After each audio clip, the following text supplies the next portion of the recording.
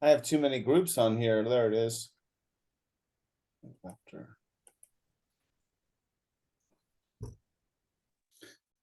And it's Laurele Sauls, right? Yes. All right, everybody. 12 o'clock. Here we are again. I changed my background a little bit to Charleston. Yeah, no, we're not in Charleston today. Terry, we're going to too many places, and you had me in Florida last weekend. We're in Myrtle Beach, South Carolina. This is awesome. Hello, everybody. Laura, hello. Terry, hello. Hello. Hello, David. Well, so it was so much fun to be live. This background that I changed to looks like a lot of fun. And I got to tell you, I don't think I've ever been to Myrtle Beach. So I want to learn more about Myrtle Beach. What's going on here in my background, Laurel? Well, I thought it was perfect that I'm following Charleston last week, because we're just 2 hours up the coast from Charleston. So Horry County and the Grand Strand is just hop, skip, and a jump from Charleston. I love Charleston. It's amazing. But right behind you on your picture, that is the boardwalk. That is probably one of the areas that Myrtle Beach is most famous for. You have obviously the Ferris wheel. You've got lots of shops, fun, Ripley's Believe It or Not, just lots of people love to walk up and down the boardwalk. They've actually just renovated it, and they have fun little like statues and things along the way on the boardwalk where you can take pictures. The Myrtle Beach Half Marathon was there last weekend. That's where it ends. So that's very satisfying. I did it last year, and it's a fun spot. It looks like it's a lot of fun. Terry, have you been there before?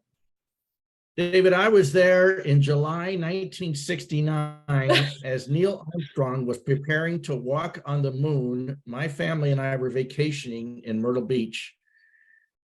Wow. And I got to tell you, yeah, I'm a little bit older than you, Laurel. I'm a little bit older than dirt. But anyway, the thing is that the wild thing is that my brothers and I ate a hot dog from a street vendor, and we all got food poisoning that night. So the night the man walked on the moon, we're very busy in the hotel room in Myrtle Beach. So that's my memory of Myrtle Beach. You might need to come back and redeem it. Terry, I think I haven't been there since, so you're right. I make some new memories. We need to go back and go live. So for all you people out there that are joining us today, or maybe I know that a lot of you guys are at work and you can't join us for the live event, but we always put this up as a recorded event. So hopefully we're going to be learning a lot more about Myrtle Beach, South Carolina. I got to be careful. I want to say Charleston. I don't know why. I haven't been to Charleston either. I need to get up the coast. I think I might have been there when I was a kid. So Laura, why don't you share with us a little bit about, these people. We understand a lot of people from California are really focused in on your city. And what do you think the attraction is? Well, I would say probably the number one thing that people look at first is the low cost of living. It is very inexpensive to live in South Carolina. It's one of the less expensive states. Income tax is very low. Property taxes are low. And your cost of living is pretty low. And out of South Carolina, Horry County actually has the lowest taxes in the state. So aside from low cost of living, amazing weather, you have more 4 seasons than you would a little further south or in Florida. But you're going to see snow maybe once every 10 years. So you're going to, it's just nice weather just about year round. Tons of attractions, lots to do. We have 90 plus golf courses, so it's a huge spot for golfers. Lots of attractions, restaurants, nightlife. It's really become more of a year-round destination in the last few years. We have lots of sports teams that come here year-round. We have an international airport, so it's very easy to get in and out of. There's a lot going for Myrtle Beach. We have like 17 million visitors a year, so it's a fun spot to live in, surrounded by people who are happy and on vacation year round. It's funny, every week, and we do this every Monday. So for those of you that are joining us for the first time, we want to say thank you. And we're just here. We want to be your number one resource for people that are leaving California. We want to be able to educate you. We don't want you to just feel like every Monday we're just talking about one specific city, because we know that a lot of these tips and ideas and suggestions you can use for other cities in the country. But every week, Terry, you're like, oh yeah, I was just there last week, or I've been there a lot. 1969, I was alive, but I don't want to date myself too much. But yeah, this is different, Terry. This looks like a great town, though. What else do you know about this city, Terry? Well, I know that just as Laurel was saying, lots of golf courses. My dad, when he and his brothers were alive, they would always meet. Now, his brothers lived all around the East Coast. They would always meet in Myrtle Beach and go golfing. And they would golf 36 holes a day. And they were in their 70s, but at 36 holes a day, they were golfing on different golf courses. Laurel, can you speak to who you're seeing come to Myrtle Beach now, not just to visit, but to move there? Why are people moving to Myrtle Beach? I would say probably 80% of my clients are from out of state. The vast majority are from New Jersey. I've set lots from New Jersey, Maryland, a lot on the Upper East Coast, New York, Connecticut. I spoke to one of my Connecticut buyers a while back. He had 3 properties here that he owned, like 2-bedroom condos that he rented out, short-term rented. And he said that the property taxes on those 3 properties was a quarter of what he paid for his one house in Connecticut. And so I think that is a pretty compelling, Wow. incentive, especially we got a lot of retirees here. 25% of our population is over 65. People are cashing out. They have a lot of equity in other properties, especially after what's, happened in the real estate market in the last couple of years. And their money goes a lot further. They're not shoveling snow anymore. It's easy to make community, if you're retired and you don't have, I think when you're younger, you make friends with like your kids' parents, your kids' friends' parents, or your work coworkers. When you're retired, I think it can be a little bit harder to think about starting over. And so you have such a strong population of retirees here. I think it feels maybe a little less daunting to make friends and community here in an area where lots of people are coming here for that same reason. So I do get some from California, Oregon. Those are probably the main areas that I'm saying, far West Coast or up, Upper East. So now this is going to be about a 3 or 4 part question, so we'll have to break this down a little bit. But I want you to, what is the population? So it's about 475,000 in Horry County. We're in the Grand Strand, which is 60 miles of coastline. It's long, skinny. And in that you have North Myrtle Beach, which some people don't realize is a separate city than Myrtle Beach. You have Little River, which is just at the state line of North Carolina. You have Surfside, Murrells Inlet, just lots of little Pawleys Island. So you have lots of little towns up and down the coastline that are in the Grand Strand and in Horry County. So it's really spread out. You have a lot, and each town has its own distinct feeling. And then you also have Conway, which is a little further west, which is charming. If I was not right in Myrtle Beach, that would probably be where I would go. So it's spread out. You have, about 475, but then you have 17 million visitors. So it makes it feel much bigger than it actually is. That's a lot of people. Yeah. The line that I'm going down is, I wanted to find out what the different areas are, what kind of housing you have. It looks like we can see here on the beach that you have condos on the beach. Yep. Talk about the different housing options. Maybe talk a little bit about the price points and where people can get a really nice house for affordable pricing, and then where it's a little bit higher. I know this is a lot of information, but if somebody was watching this and they wanted to know about the real estate, what would you tell them? That has been one of the most interesting parts to me I moved from South Georgia, very rural, kind of outside of Savannah, where we had single family homes and we had college apartments. Then we moved here, and there's just so many more types of housing here. You obviously have your beachfront condos that feel like a resort, these high rises. Then you have low rises, which are 4 stories or less. You have homes. So we have east of 17, which is the road that runs parallel to the to the shoreline. That's the closest, and anything east of 17 is going to be your most expensive properties. That's where, you're paying for your location to be close to the ocean, obviously. But then we also have Carolina Forest, which is just over the Intercoastal Waterway. We're a long, skinny island that's divided. You have the ocean on the east, obviously, but then you have the Intercoastal Waterway on the west. And so right across the bridge, you have Carolina Forest. That's where you're going to find a lot of new construction. And that's also a really popular area for people with kids in school. It's one of our most popular school districts. So lots of growth over there. And then it honestly, after that, it really just depends on the way you want it to feel. If you're wanting to be in the heart of the nightlife and everything going on, you may want to be right in Myrtle Beach. If you're wanting more of a slow pace and a relaxed kind of old school Southern beach town feel, you might go down to Polly's. I really just spent a lot of time getting an understanding of what it is they want to do, where they want to spend their time. Are they big golfers?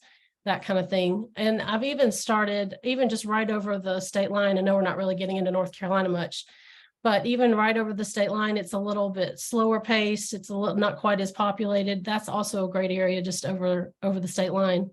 So I have, as prices continue to increase, we're the fastest growing area in the United States for the third year in a row. So we have lots and lots of growth, lots of new construction. And so, we're kind of landlocked. So it's going further, we're going further west, we're going further north, and it just continues to grow. So, Laurel, every week when we go to a different city, and the reason that Terry has interviewed all the realtors across the United States and picked people like you is because we always recommend that you need to go. And this more than ever, Terry, I think you need to go drive around and see the different areas. But when a realtor talks to somebody for the very first time and the first words out of their mouth is, you know what, you need to buy, and they're trying to sell them a house right off the bat and they don't even know that person, we know that's not the right realtor. And I'm glad that you brought that up, because you're saying that when you bring in clients, you're showing them around and showing them the different choices. Because man, I'm just looking at this picture and I could see so many, I could just imagine the different options. So we appreciate you saying that. And when you say, these are getting a little more expensive, are we talking California expensive, or are we talking about South Carolina expensive? Well, and it is all very relative. I know usually when people come from either California or, New York area, when I say something is expensive, that I am careful with that, because that is very different. Somebody coming from those areas will probably be very pleasantly surprised. Our median for our single family homes is right around 500 now. And for a condo, our median is about 275.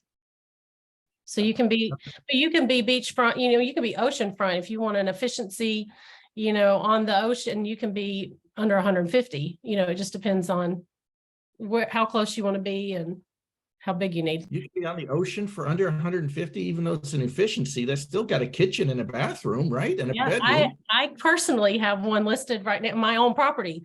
That's 139 on oceanfront. What's the HOA on that? 400, and it includes everything except your HO6, furnished and all utilities. What's HO6? The contents of the unit. So if you were renting it out, your furniture and that kind of thing. Oh, I see. Okay. But everything else is in the HOA. 139? The trick is with some of those properties, it can be hard to finance them. That can be the issue for some people. Okay, because there's so many rentals in that unit or that building. Yeah, they're considered non-warrantable, many of them, and so it's harder to find lenders. You have to put more down, usually 25%, and not impossible, but if it's under 400 square feet too, it can be really tricky to find a lender. Well, 139 is a down payment in California. I mean, you get a whole unit for 139. So why bother with crazy? That unit we bought in 2021 for $68,000.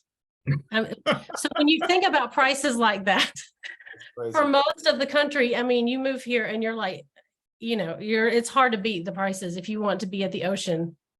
There's not places you can live that inexpensively. Yeah. Well, hey, Laura, let me ask you this. So tell me, can you talk about jobs for a little bit? Obviously, tourism is going to be a big thing, but people aren't typically coming from California to work in the tourist industry. Right. What kind of jobs do you have that people are commuting to or working in the area? Definitely tourism is going to be hospitality is going to be one of the primary ones. Aside from that, aerospace, aeronautical, I don't know if that's how you say it, but that is growing very quickly. Like I said, we have our international airport, but they also have some industries that are related to aerospace. So that is an industry that's grown by like 600% here in the last 10 years. We're kind of sandwiched in between ports on north of us and south of us, Charleston, South, Savannah, we have Wilmington. It's just easy to access. We're kind of a midpoint. So healthcare is a big one. We have 5 hospitals here. We get a lot of traveling nurses and that kind of thing.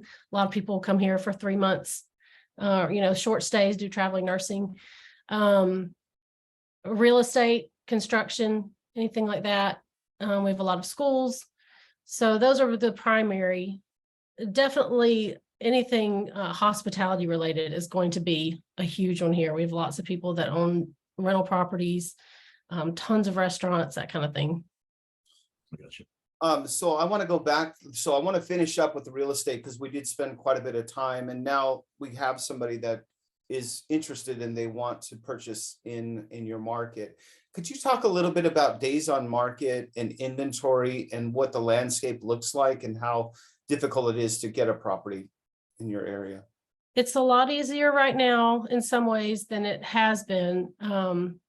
We still have very historically low inventory, but it's not moving quite as fast as it was last year. This time, it's a little bit different here than it is in some other markets. It can be really hard to show properties in the summer because so many are rented out. And you usually have like a 3-hour window during turnover in the summer. So from about May through September, it can be really tricky. So that's a little bit slower than it is in some other markets. But that 8% interest rate is really bringing a halt to, it's leaving properties on the market a little bit longer, which in some ways is kind of nice because so many of our buyers are from out of state. I was on the phone with one an hour ago and he was worried about how am I going, I really like this property, but how am I going to get down here quickly enough to see it before it goes under contract? So in some ways, the slowdown has been helpful for our out of state buyers because it allows them time to, when they see something, to fly in or me to take a video for them, that kind of thing. But we do have low inventory. I don't see that changing anytime soon. There is lots of new construction, but it's definitely low inventory. I think is going to continue to be an issue for a long time, for sure. So that means that you really need to have someone like Laurel when you're looking for your house, because if you don't have somebody that knows the area and that can stay on top of it, sometimes we get some comments on the groups, where they say, I'm just going to go on it on my own. I don't think that would be a good idea in your market. It's tough. I mean, I try to just really be the feet on the ground for people. A lot of people have grown up visiting Myrtle Beach or they've visited family here and they know they like the area, but they really know nothing beyond. They may not even know where they normally have stayed. They're like, oh, I was kind of near the Ferris wheel or something like that. So they really don't know the difference in the different areas. And so I like to just get to know them, spend time really figuring out how they want to live and what are the important things to be close to. How do they, they want it to be very quiet? Do they want it to be very vibrant, and just sort of start narrowing it down. And I usually do lots and lots of video tours for people. And, it takes time and it really can be an intimidating process if you don't, not just in Myrtle Beach, but just in general, if you're trying to buy somewhere you've never lived before. Sure. So I try to just really be their feet on the ground and, take videos of neighborhoods and, that kind of thing, and just take the long approach because it can be intimidating. So every week we get comments where people say, this is really kind of sad to me. People will say, I just didn't want to raise my kids. Now, these are realtors that have left and they're in new markets, and now they're a realtor in a new market. And they said, look, I just didn't want to raise my kids. And when we talk about kids, and I have one, she's a senior in high school. Terry's got a couple of children. Do you have any kids? I do. I have 6. Oh, okay. You got me. Well, what do you want to know about raising kids in Myrtle Beach? I can probably answer. All right. So kids in every kind of school situation there is, just about. This is a top concern. So yes, I do want you to talk about education. So I have 6 ranging from 21 down to 12. I have kids in college in South Carolina. I have kids in charter schools. I have kids homeschooled. I have kids in the public school. We are doing it just about everything. And the thing I like about the Myrtle Beach schools, my kids go to Myrtle Beach middle school and high school. So they're right. One of the things that I think is amazing, they find underwhelming, but every day when we leave school, I'm like, does it not blow your mind that we have just pulled out of the school parking lot and we can see the ocean? Like, do you understand how many people would think and that's insane? And they're like, okay, I roll. They have surf club. I mean, that's cool. The football team practices with the Coast Guard in the summer and they run in the sand. Like, I think that's awesome. But there's a lot of diversity in the Myrtle Beach schools. I think they said at the beginning of the year, there was like 80 countries represented. So there's a lot of diversity that they get to see. One of my kids has used Google Translate to talk to the kid next to him. They are exposed to a lot of different cultures and beliefs and ideas, which I think is great. But there are a lot of different options. You've got private schools. There's a new charter school that just opened. It's like a sports school where they do practice half the day and then they have school half the day. We're trying that out. So yeah, there's a lot of different options. It's very easy state to homeschool in if that's something that you want to do. It's not it's not heavily regulated. They do keep tabs, but it's in a our governor is very openly pro-parent. He does not believe in taking away the power of the parents, which is a very big deal for me.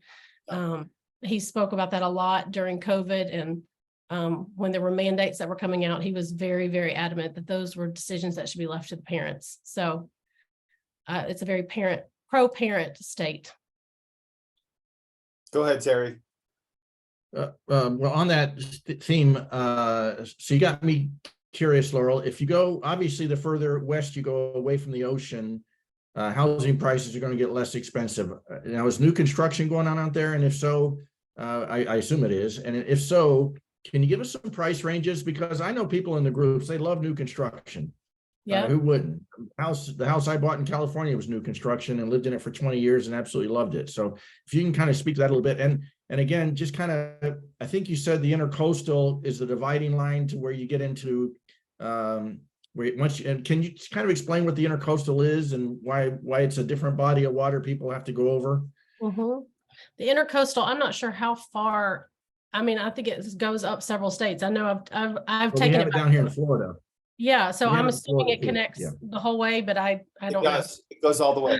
It goes all the way up to New York. Yes. Oh, wow. Okay, so I didn't even know that. I've only taken it through South Carolina, North Carolina, but so you cross the bridge and you go into Carolina Forest, which I said is one of the popular school districts. There's lots and lots of new construction there.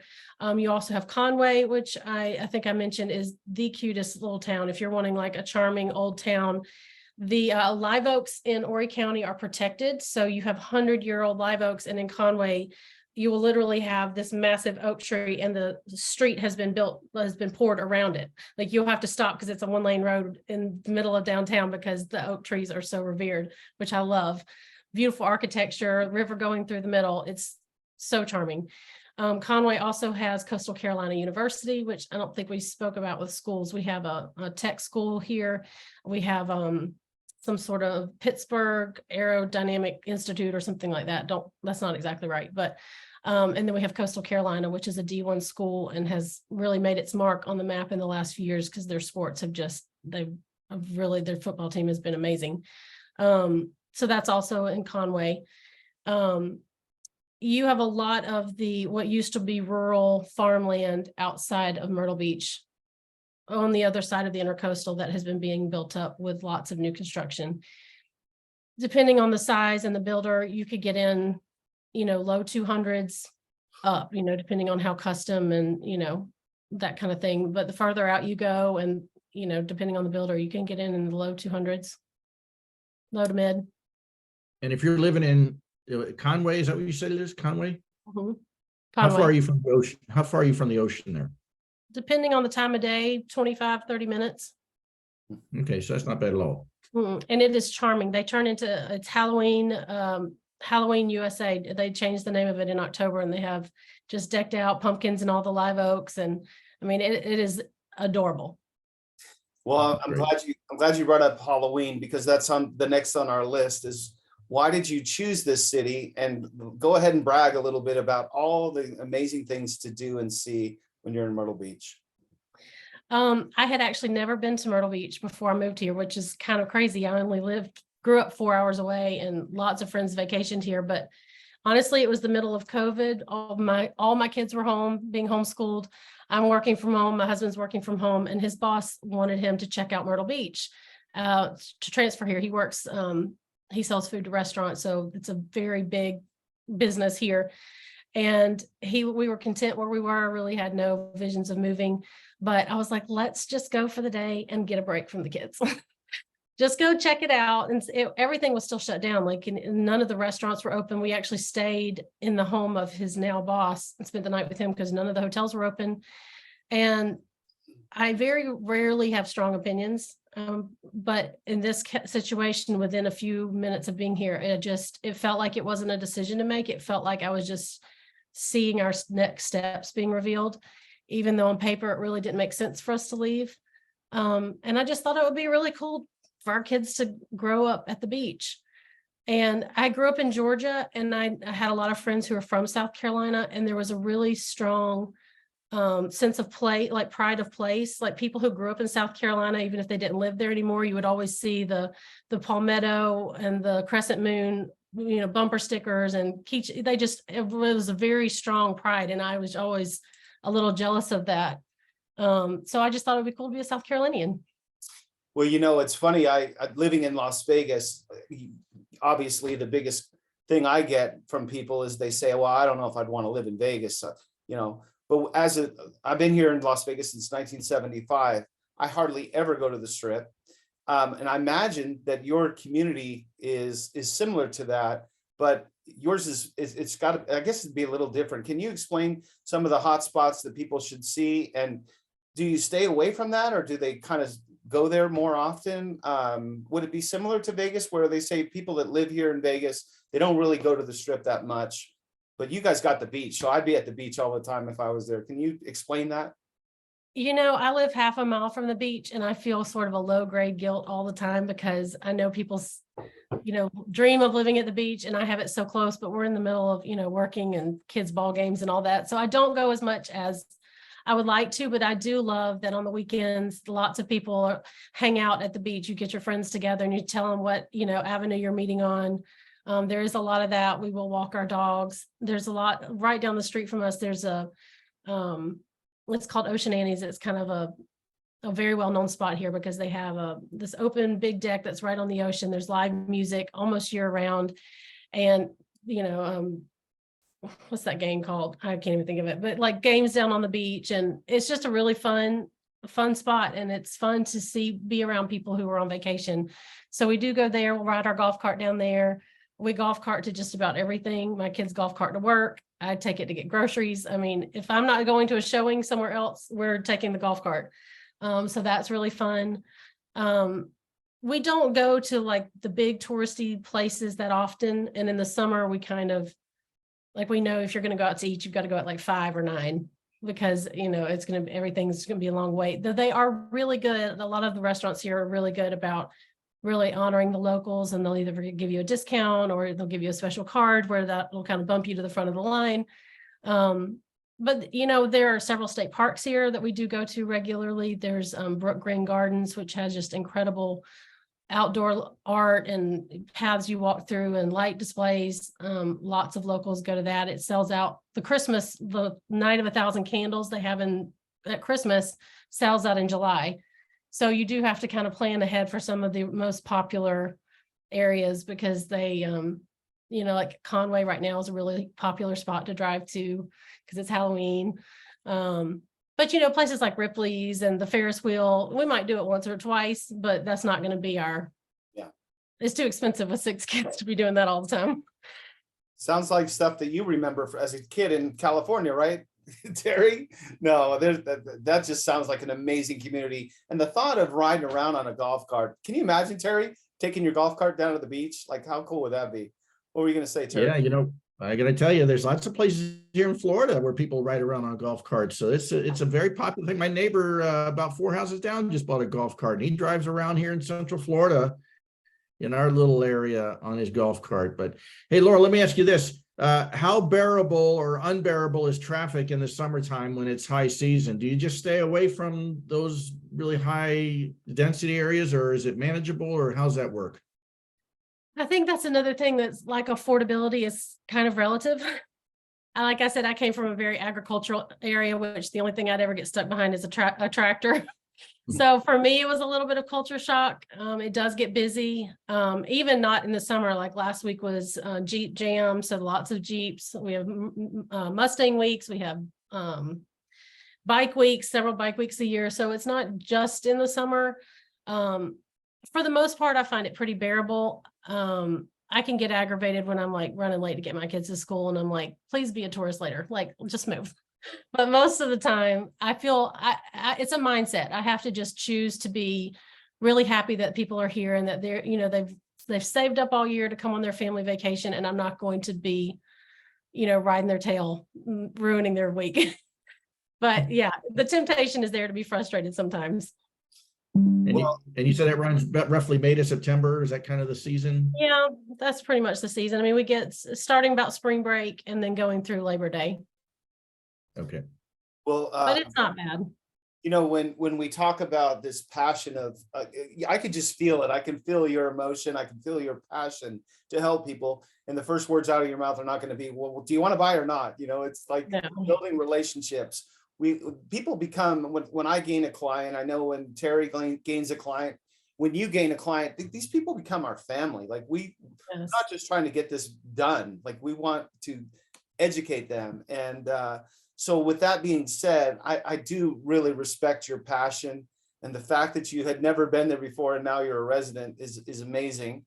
And during COVID, of course, yeah, I was in San Diego during COVID with my daughter, and I don't know if I told you the story, Terry, but it was pretty funny. We would be on the beach, and they would say the policeman would come through the beach, and they'd say you have to be walking, you can't stand still during COVID.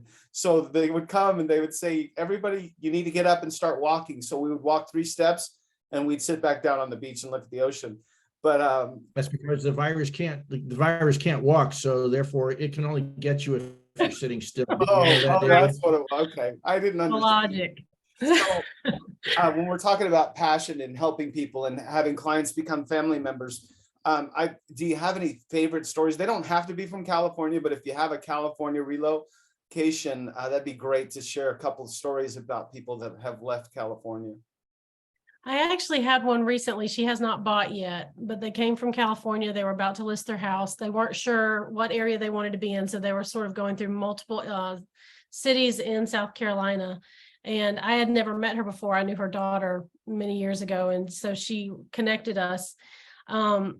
And her main thing that she just kept bringing up again and again was the prices of the homes. They had spent a lot of time remodeling and have invested a great deal of money, and they were standing to make a good amount too, but they just couldn't believe how much house they could get. And they couldn't believe how friendly people are. I get that a lot. People at first can be very kind of hold you at arm's length because they think that you're being fake. I don't know if it's like this in California, but like if there's a funeral procession, everybody pulls over to show respect to the person who's passed away. So all traffic stops.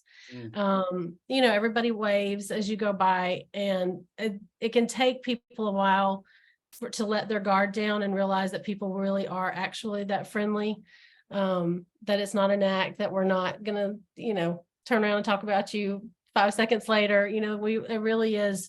People are very generous spirited, very laid back. I think that catches people off guard probably the most. And sometimes it can be a little challenging. I haven't had this with a California buyer, but I did have one from up north. They were coming down and they were just wound really tight. And I actually really liked them as people. They were difficult clients, but they didn't like the way our contracts are written. And so they wanted me to go to an attorney and have them written the way they were written in their state. And I'm like, honey, that's not, you're coming here. You got that. I think that is the main frustration that sometimes people who are locals can feel is like you're leaving something that you don't like and you're coming here because you see something here that's desirable. So when you come, you need to be the one to adapt. It's going to be slower, where we do things at a different pace. So if you're leaving something because you didn't like it, don't come down here and then start wishing that it was the way, like wanting to change everything. Like you're leaving it for a reason. So sometimes it can take a little bit of time for people to just sort of relax and, take some deep breaths. They can just be kind of just like this all the time, like holding everybody at arm's length. And it takes a little bit of time for them to drop their defenses and just, enjoy it. Chill out. Yep. So, See that a lot. Laurel, I'm glad you brought that up because every week we talk, this is kind of getting to be a routine, and it's really nice to know that everywhere in our Premier network. And by the way, if you guys are just listening for the first time, we have over 340 Premier Realtors that Terry has had an individual call with to make sure that he has the right people helping people leaving California. But something, and you kind of brought it up, but I just want you to finish it up. A lot of people say, well, don't bring the California way of life to our state. Don't bring all of the problems that you have in California and bring them here to Myrtle Beach. And me and Terry say it week after week. People aren't bringing California. They want to leave California. Can you touch on that? Yeah, I get more of the like, well, I want the really good New York style pizza. And we're like, we don't have that. We have great fried chicken though, and really good sweet tea, but you can't be mad that we don't have the pizza that you're accustomed to. It's more of that. It's a lot of food stuff or like favorite restaurants or grocery stores or, I wish this town had this thing. We're like, well, that's a northern store. We aren't in the north, or whatever. A lot more of that than anything. I would say it's usually they have strong memories that are tied to a specific food. Right. And I have sympathy for that. I still get homesick for things from South Georgia, and that's only 4 hours away. I would say that this has become such a melting pot. It's a lot less of a southern town than a lot of other South Carolina towns because it is so diverse now. And because of that, there is a lot more, you may find the really great pizza or the wings that you loved or, the California, smoothie bowls or whatever. There is a lot more of that than there used to be because so many people have moved here from all over. So it is a good spot. If you want memories of home, but you are not necessarily wanting everything else that you were trying to get away from. Well, if you get those people wanting memories from home, say, hey, let's go downtown and do a smash and grab robbery. They'll make it right at home.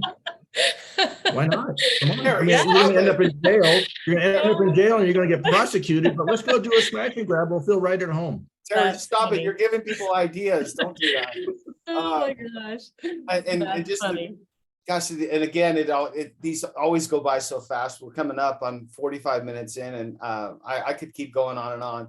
But one of the things I always like to hear from our realtors is if we had somebody that was, in California right now, they're watching this video and they're just not sure, and they're a little hesitant.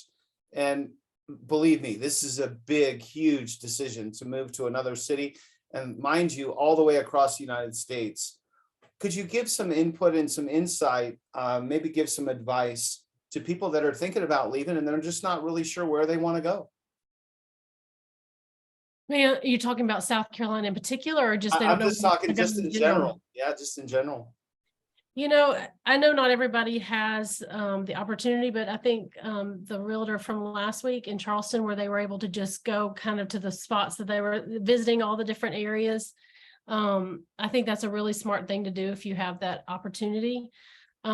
I do think if you can get connected with a realtor in each area, somebody who's not going to push you to buy, but is willing to take the time with you to just sort of talk about the culture of your town, to really spend some time having a conversation, getting to understand what it is that they want their life to look like.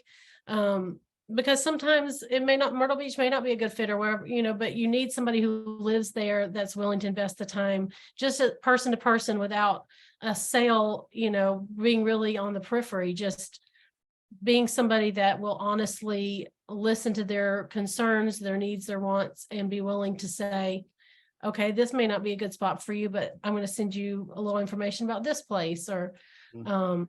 I think that's a really important piece, having somebody on the ground, whether it's a friend or an agent or whoever, that is willing to take the time and just, because I think a lot of times, and I think it's one of the most fun parts of being an agent, is listening to people's stories, their pain points, the things that they're hoping for the future, and not only listening to what they're saying, but also listening to what they aren't saying, and sort of reading between the lines. And I think if you just take time to really listen, it can be really helpful, because there is such diversity. I mean, even if we're just talking about South Carolina, I mean, we've got mountains, we have the ocean, everything in between. I mean, it's a wonderful state. But I also, sometimes I will talk to somebody, I'll think, you know what, I think a better fit for you would be just over the state line in North Carolina, and here's why.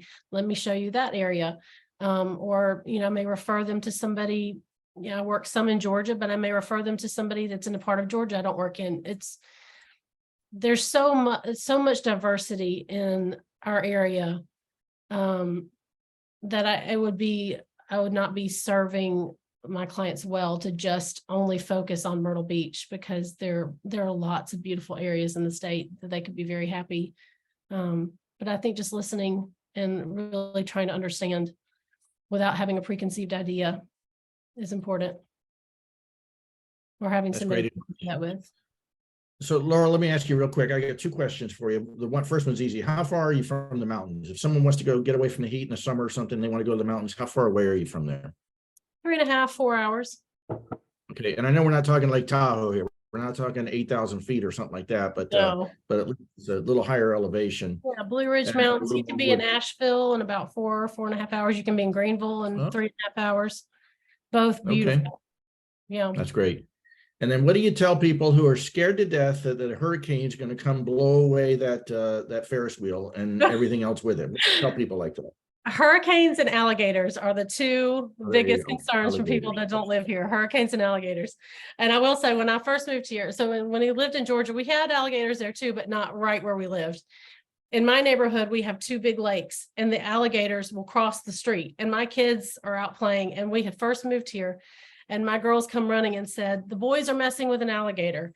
And I go out there, and there's an 11-foot alligator crossing my street, and my kids are throwing sticks at it. And I'm like, this is how it ends. My children are going to get attacked by an alligator. And but it's honestly, hurricanes and alligators are obviously both real concerns. You don't stand right next to a lake and, dangle your small dog next to it. You have to be wise, but for the most part, they leave you alone.